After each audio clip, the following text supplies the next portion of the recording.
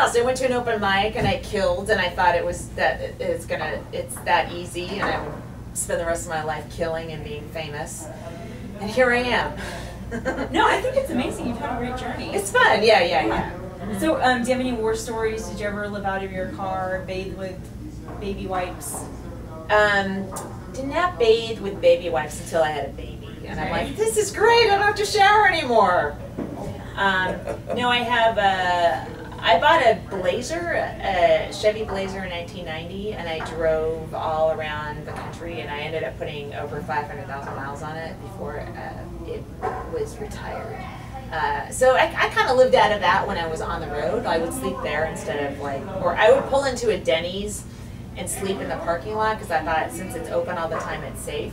Instead of like a rest area where a lot of rapists hang out. If you guys don't know, a lot of rapists hang out at the rest areas. They're resting from all the raping they're doing.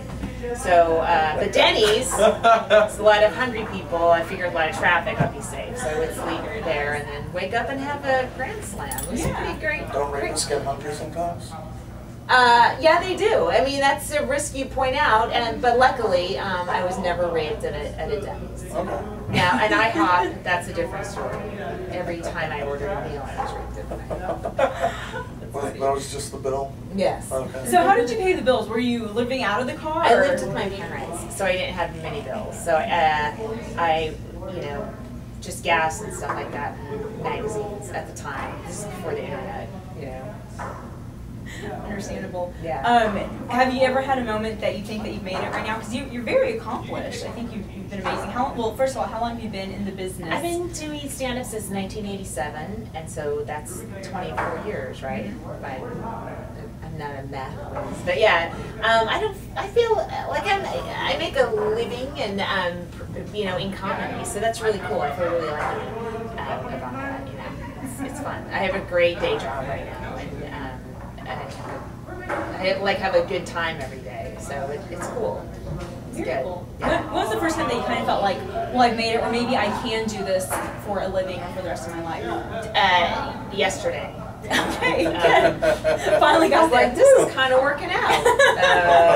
San Antonio, not so bad. I always feel like I'm lucky I'm still in it. I don't feel like, even now I'm like, well, this can happen, that can happen. So you're never safe. But the other thing is nobody in any job is safe, which I guess everyone's figuring out now. But comedians, we've known that since we started. You're always about to be fired. And even at the end, you really do get, at the end of a week at a club, you're done with your job, and then a new one starts. So it is kind of like you're getting fired every week, and you hope you get rehired again next year. Right. So I still don't feel safe, is what I'm saying. Yeah, gotcha. Great. Got to look forward to Insecurity. Great, Alex. Yes, 24 more years of this, buddy. Hell yeah. So what drew you to comedy? Anything in particular? I just wanted to be Carol Burnett, like every other 40-something woman that is in comedy. Yeah, that's it. Well, Carol Burnett, by the way, original house. San Antonio. I know, she's from San Antonio. I know. That's really cool. And they moved her house for the book pillars that they put up. They moved it, yeah. But it's still a house. It's still intact, but I think that they moved it from the original. Oh wow! Just random, not very fun or funny. No, it is interesting. I mean, I just read her memoir about a year ago, and I remember reading that she's from San Antonio, and then she moved to Hollywood and lived with her alcoholic mom and her grandma, and had a tough life, but. She's check that super out. funny. I like reading. Yes, like that. it's good. Yeah. Reading is good. She had a really hard life. Yeah. First of all, it's like that. Yeah. So you are getting a lot of well-deserved press. Oh, a lot. Well, Am I love the Where? Marie Claire. Oh, that was cool. Yeah. The First Lady of Conan. So congratulations. I love the breakdown of how there's not really many females, first of all, in comedy, let alone in late night comedy. I don't know. How does that make you feel? Is it even an issue? Because to me, an outsider looking in, that's very impressive. To you, how do you feel about that? Did you feel like there was a glass ceiling being broken? No, I mean they've had a female writer on their show before. I think they've had like 2, which is that's not a ton, but so it's not like I'm the first ever. I'm just the only one there now. Right. but it's a nice article. But I work with like other, I don't know. You're not the only female in the office. Well, I know but the other writers, are. It's like I got an article because I'm a girl, But I mean, and they're there too. We're all turning in as many jokes as you can every day. So it's. I felt like guilty being singled out, But then I don't think any of the guys would have wanted to be featured in a Marie Claire. So in that way, it's okay. It's like, yeah. So it was a nice article. Yeah. Very cool. What's been the highlight of your career so far?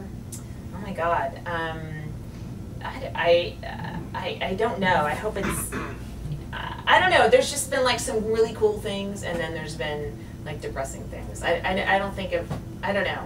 That made me sad. That question made me sad. Oh, Alex? Yeah, Alex Ansel is amazing. That is not. I said there's like cool things and then depressing things, and then Alex is down here. So I don't have a word to classify him, but I'll come up with one because I'm a writer. So don't worry.